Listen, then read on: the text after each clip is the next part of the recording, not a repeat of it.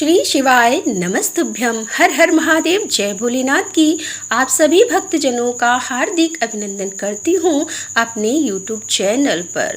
दोस्तों, आप सभी भक्तजनों पर माता पार्वती और भोलेनाथ की कृपा बनी रहे और आपकी सभी मनोकामनाएं पूरी हो। तो दोस्तों, श्रवण करते हैं शिव महापुराण की पावन कथा का। एक बार प्रेम से बोलिए शंकर भगवान की जय। ब्रह्मा जी कहते हैं कि हे देवर्षि, तुम्हारे चले जाने पर प्रफुल्लित चित्त हुई पार्वती ने महादेव जी को तपस्या से ही साध्य माना और तपस्या के लिए ही वन में निश्चय किया। तब उन्होंने अपनी सखी जया और विजया के द्वारा पिता हिमांचल और माता मैना से आज्ञा मांगी। पिता ने तो स्वीकार कर लिया, परंतु माता मैना ने स्नेह बस अनेक प्रकार से समझाया और घर से दूर वन में जाकर तप करने से पुत्री को रोका। मैना ने तपस्या के लिए वन में जाने से रोकते हुए उमा बाहर ना जाओ ऐसा कहकर कहा, इसीलिए उस समय शिवा का नाम उमा हो गया। हे मुने, शैलराज की प्यारी पत्नी मैना ने रोकने से शिवा को दुखी हुई जान अपना विचार बदल दिया और पार्वती को तपस्या के लिए जाने की आज्ञा दे दी। मुनि श्रेष्ठ माता की वह आज्ञा पाकर उत्तम व्रत का पालन करने वाली पार्वती ने भगवान शंकर का स्मरण करके अपने मन में बड़े सुख का अनुभव किया। माता पिता को प्रसन्नता पूर्वक प्रणाम करके शिव के स्मरण पूर्वक दोनों सखियों के साथ वे तपस्या करने के लिए चली गईं। अनेक प्रकार के प्रिय वस्त्रों का परित्याग करके पार्वती ने कटि प्रदेश में सुंदर मूंज की मेखला बांध शीघ्र ही वलकल धारण कर लिए। हार का परिहार करके उत्तम मृग चर्म को हृदय से लगाया। तत्पश्चात वे तपस्या के लिए गंगा अवतरण तीर्थ की ओर चली गईं, जहाँ ध्यान लगाते हुए भगवान शंकर ने कामदेव को दग्ध किया था। हिमालय का वह शिखर गंगावतरण के नाम से प्रसिद्ध है। वहाँ परम उत्तर श्रृंगी तीर्थ में पार्वती ने तपस्या प्रारंभ की। गौरी के तप करने से ही उसका गौरी शिखर नाम हो गया। और हे मुने, शिवा ने अपने तप की परीक्षा के लिए वहाँ बहुत से सुंदर एवं पवित्र वृक्ष भी लगाए जो फल देने वाले थे। सुंदरी पार्वती ने पहले भूमि शुद्ध करके वहाँ एक वेदी का निर्माण किया। तदंतर ऐसी तपस्या आरंभ की जो मुनियों के लिए भी दुष्कर थी। वे मन सहित संपूर्ण इंद्रियों को शीघ्र ही काबू में करके उस वेदी पर उच्च कोटि की तपस्या करने लगी। ग्रीष्म ऋतु में अपने चारों ओर दिन रात आग जलाए रखकर वे बीच में बैठती और निरंतर पंचाक्षर मंत्र का जप करती रहती थी। वर्षा ऋतु में वेदी पर सुस्थिर आसन से बैठकर अथवा किसी पत्थर की चट्टान पर ही आसन लगाकर वे निरंतर वर्षा की जल धारा से भींगती रहती थी। शीतकाल में निराहार रहकर भगवान शंकर के भजन में तत्पर हो वे सदा शीतल जल के भीतर खड़ी रहती थी तथा रात भर बर्फ की चट्टानों पर बैठा करती थी। इस प्रकार तप करती हुई पंचाक्षर मंत्र के जप में संलग्न हो शिवा संपूर्ण मनोवांछित फलों के दाता शिव का ध्यान करती थी और प्रतिदिन अवकाश मिलने पर वे सखियों के साथ अपने लगाए हुए वृक्षों को प्रसन्नता पूर्वक सींचती और वहां पधारे हुए अतिथि का आतिथ्य सत्कार भी करती थी। शुद्ध चित्त वाली पार्वती ने प्रचंड आंधी, कड़ाके की सर्दी, अनेक प्रकार की वर्षा तथा दुस्सह धूप का सेवन किया। उनके ऊपर वहां नाना प्रकार के दुख आए, परंतु उन्होंने उन सबको कुछ नहीं गिना। हे मुने, वे केवल शिव में मन लगाकर वहाँ सुधीर भाव में खड़ी या बैठी रहती थी। उनका पहला वर्ष फलाहार में बीता, दूसरा वर्ष उन्होंने केवल पत्ते चबाकर बिताया। इस तरह तपस्या करती हुई देवी पार्वती ने क्रमशः असंख्य वर्ष व्यतीत कर दिए। तदंतर हिमवान की पुत्री शिवा देवी पत्ते खाना भी छोड़कर सर्वदा निराहार रहने लगी, तो भी तपस्या में उनका अनुराग बढ़ता ही गया। हिमांचल पुत्री शिवा ने भोजन के लिए पर्ण का भी परित्याग कर दिया, इसीलिए देवताओं ने उनका नाम अपर्णा रख दिया। इसके बाद पार्वती भगवान शिव के स्मरण पूर्वक एक पैर से खड़ी हो पंचाक्षर मंत्र का जप करती हुई बड़ी भारी तपस्या करने लगी। उनके अंग चीर और वलकल से ढके थे, मस्तक पर जटाओं का समूह धारण किए रहती थी। इस प्रकार शिव के चिंतन में लगी हुई पार्वती ने अपनी तपस्या के द्वारा मुनियों को जीत लिया। उस तपोवन में महेश्वर के चिंतन पूर्वक तपस्या करती हुई काली के 3000 वर्ष बीत गए। तदंतर जहाँ महादेवी ने 60,000 वर्षों तक तप किया था, उस स्थान पर क्षण भर ठहर कर शिवा देवी इस प्रकार चिंता करने लगी कि क्या महादेव जी इस समय यह नहीं जानते कि मैं उनके लिए नियमों के पालन में तत्पर हो तपस्या कर रही हूँ। फिर क्या कारण है कि सुदीर्घ काल में तपस्या में लगी हुई मुझ सेविका के पास वे नहीं आए। लोक में, वेद में और मुनियों द्वारा सदा गिरीश की महिमा का गान किया जाता है। सब यही कहते हैं कि भगवान शंकर सर्वज्ञ, सर्वात्मा, सर्वदर्शी और समस्त ऐश्वर्य के दाता, दिव्य शक्ति संपन्न, सबके मनोभावों को समझ लेने वाले, भक्तों को उनकी अभिष्ट वस्तु देने वाले और सदा समस्त कलेशों का निवारण करने वाले हैं। यदि मैं समस्त कामनाओं का परित्याग करके भगवान वृषभध्वज में अनुरक्त हुई तो वे कल्याणकारी भगवान शिव यहाँ मुझ पर प्रसन्न हो। यदि मैंने नारद से शिव पंचाक्षर मंत्र का सदा उत्तम भक्तिभाव से विधि पूर्वक जप किया हो तो भगवान शंकर मुझ पर प्रसन्न हो। यदि मैं सर्वेश्वर शिव की भक्ति से युक्त एवं निर्विकार हूँ तो भगवान शंकर मुझ पर अत्यंत प्रसन्न हो। इस तरह नित्य चिंतन करती हुई जटा वल्क धारणी निर्विकारा पार्वती मुँह नीचे किए हुए सुदीर्घ काल तक तपस्या में लगी रही। उन्होंने ऐसी तपस्या की जो मुनियों के लिए भी दुष्कर थी। वहां उस तपस्या का स्मरण करके पुरुषों को बड़ा विस्मय हुआ।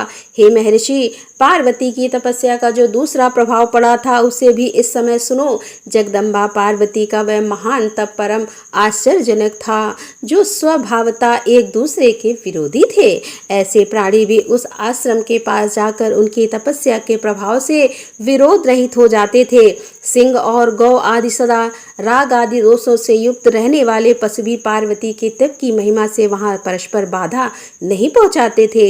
हे मुनि श्रेष्ठ, इनके अतिरिक्त जो स्वभावता एक दूसरे के वैरी वे चूहे, बिल्ली आदि दूसरे जीव भी उस आश्रम पर कभी रोष आदि विकारों से युक्त नहीं होते थे।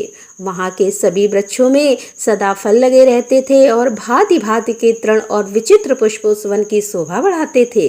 वहां का सारा वन प्रांत कैलाश के समान हो गया। पार्वती के तप की सिद्धि का साकार रूप बन गया। ब्रह्मा जी कहते हैं कि हे मुनिवर, शिव की प्राप्ति के लिए इस प्रकार तपस्या करती हुई पार्वती के बहुत वर्ष बीत गए तो भी भगवान शंकर प्रकट नहीं हुए। तब हिमांचल में नार, मेरु, मंदराचल आदि ने आकर पार्वती को समझाया और शिव की प्राप्ति को अत्यंत दुष्कर बताकर उनसे अनुरोध किया कि तुम तपस्या छोड़कर घर लौट चलो। तब उन सब की बात सुनकर पार्वती ने कहा कि पिताजी, माताजी तथा मेरे सभी बांधव, मैंने पहले जो बात कही थी उसे क्या आप लोगों ने भुला दिया है? अस्तु इस समय भी मेरी जो प्रतिज्ञा है उसे आप लोग सुन ले। जिन्होंने रोष से कामदेव को जलाकर भस्म कर दिया है वे महादेव जी यद्यपि विरक्त हैं तो भी मैं अपनी तपस्या से उन भक्त वत्सल भगवान का शंकर को अवश्य संतुष्ट करूंगी। आप सब लोग प्रसन्नता पूर्वक अपने अपने घर को जाएं और महादेव जी को संतुष्ट होने की इसमें अन्यथा विचार की आवश्यकता नहीं है। जिन्होंने कामदेव को जलाया है, जिन्होंने इस पर्वत के वन को भी जलाकर भस्म कर दिया है, उन भगवान शंकर को मैं केवल तपस्या से यहीं बुलाऊंगी। हे महाभागड़, आप यह जान ले कि इस महान तपोबल से ही भगवान सदाशिव की सेवा सुलभ हो सकती है। यह मैं आप लोगों से सत्य सत्य कहती हूँ।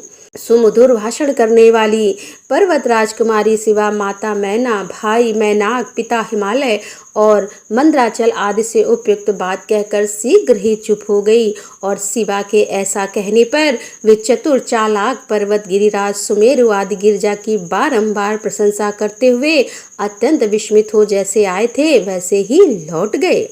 उन सबके चले जाने पर सखियों से घिरी हुई पार्वती मन में यथार्थ निश्चय करके पहले से भी अधिक उग्र तपस्या करने लगी। मुनि श्रेष्ठ देवताओं, असुर, मनुष्यों और चराचर प्राणियों सहित समस्त त्रिलोक की उस मेहनती तपस्या से संतप्त हो उठी। उस समय समस्त देवता, असुर, यक्ष, किन्नर, चारण, सिद्ध, साध्य, मुनि, विद्याधर, बड़े बड़े नाग, प्रजापति, गुहाग तथा अन्य लोग महान से महान कष्ट में पड़ गए, परंतु इसका कोई कारण उनकी समझ में नहीं आया। तब इंद्र आदि सब देवता मिलकर गुरु बृहस्पति से सलाह ली और बड़ी वीरता से के साथ सुमेरु पर्वत पर मुझ विधाता की शरण में आए। उस समय उनके सारे अंग संतप्त हो रहे थे। वहां आ मुझे प्रणाम कर उन सभी व्याकुल और कांतिहीन देवताओं ने मेरी स्तुति करके एक साथ ही मुझसे पूछा कि हे प्रभु, जगत के संतप्त होने का क्या कारण है। उनका यह प्रश्न सुनकर मन ही मन शिव का स्मरण करके विचार पूर्वक मैंने सब कुछ जान लिया। इस समय विश्व में जो दाह उत्पन्न हो गया है वह गिरिजा की तपस्या का फल है। यह जानकर मैं उन सब के साथ शीघ्र ही क्षीर सागर को गया। वहां जाने का उद्देश्य भगवान विष्णु से सब कुछ बताना था। वहां पहुंचकर देखा कि भगवान श्रीहरि सुखद आसन पर विराजमान है।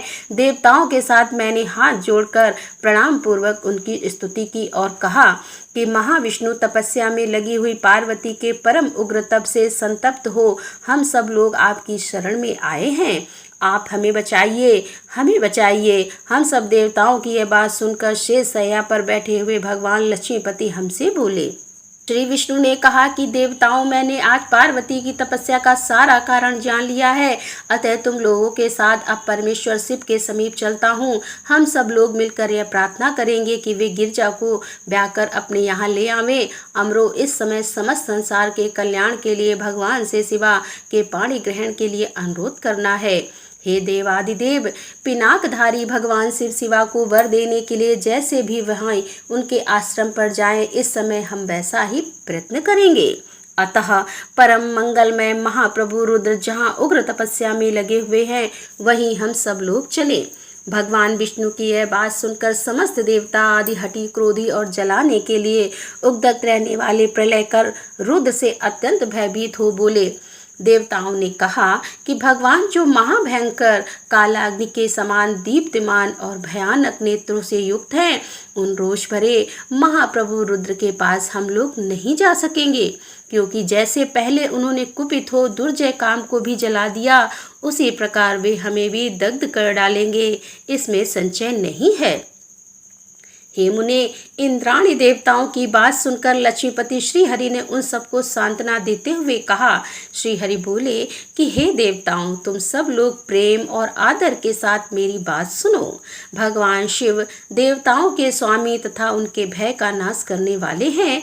वे तुम्हें नहीं दग्ध करेंगे। तुम सब लोग बड़े चतुर हो, अतः तुम्हें शंभु को कल्याणकारी मानकर हमारे साथ सबके उत्तम प्रभु इन महादेव जी की शरण में चलना चाहिए। भगवान शिव पुराण पुरुष, सर्वेश्वर, वर्णीय, परापर, तपस्वी और परमाण स्वरूप हैं, अतः हमें उनकी शरण में अवश्य चलना चाहिए। प्रभावशाली विष्णु के ऐसा कहने पर सब देवता उनके साथ बिनागपाणी शिव का दर्शन करने के लिए गए। मार्ग में पार्वती का आश्रम पहले पड़ता था, अतः उन गिरजानंदिनी की तपस्या देखने के लिए विष्णु आदि सब देवता कौतूहल पूर्वक उनके आश्रम पर गए। पार्वती के श्रेष्ठ तप को देखकर सब देवता उनके उत्तम तेज से व्याप्त हो गए। उन्होंने तपस्या में लगी हुई उन तेजोमयी जगदम्बा को नमस्कार किया और साक्षात सिद्ध स्वरूपा शिवा देवी के तप की भूरी भूरी प्रशंसा करते हुए वे सब देवता उस स्थान पर गए जहाँ भगवान वृषभध्वज विराजमान थे। हे मुने, वहां पहुंचकर सब देवताओं ने पहले तुम्हें उनके पास भेजा और स्वयं वे मदन दहनकारी भगवान हर से दूर ही खड़े रहे। वे वहीं से यह देखते रहे कि भगवान शिव कुपित हैं या प्रसन्न। नारद, तुम तो सदा निर्भय रहने वाले हो और विशेषता शिव के भक्त हो, अतः तुमने भगवान शिव के स्थान पर जाकर उन्हें सर्वदा प्रसन्न देखा। फिर वहां से लौटकर तुम श्री विष्णु आदि सब देवताओं को भगवान शिव के स्थान पर ले गए और वहां पहुंचकर विष्णु आदि सब देवताओं ने देखा कि भक्त वत्सल भगवान शिव सुखपूर्वक प्रसन्न मुद्रा में बैठे हैं। अपने गढ़ों से घिरे हुए शंभु तपस्वी का रूप धारण किए योग पट पर आसीन थे और उन परमेश्वर रूपी शंकर का दर्शन करके मेरे सहित श्री विष्णु तथा अन्य देवताओं, सिद्धों और मुनीश्वरों ने उन्हें प्रणाम करके वेदों और उपनिषदों के सूत्रों द्वारा उनका स्तवन किया। तो दोस्तों, यहीं पर इस शिव पुराण की कथा का समापन करते हुए इसके आगे की कथा लेकर हम आपके सामने फिर उपस्थित होंगे। तब तक के लिए हर हर महादेव, जय भोलेनाथ की।